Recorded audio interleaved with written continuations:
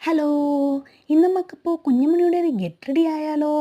Eyeliner, I shadow, ലിപ്സ്റ്റിക്കൊക്കെ use ചെയ്യാൻ ഇഷ്ടമാണെങ്കിൽ ഇതൊന്നും ഞാൻ കൊടുക്കാറില്ലെന്നാണ് വാസ്തവം. ഇങ്ങനെ അണിഞ്ഞൊരുങ്ങാനും പുറപ്പെടാനൊക്കെ മൂപ്പത്തി കഴിഞ്ഞിട്ടാണ് വേറൊരാളുള്ളൂ.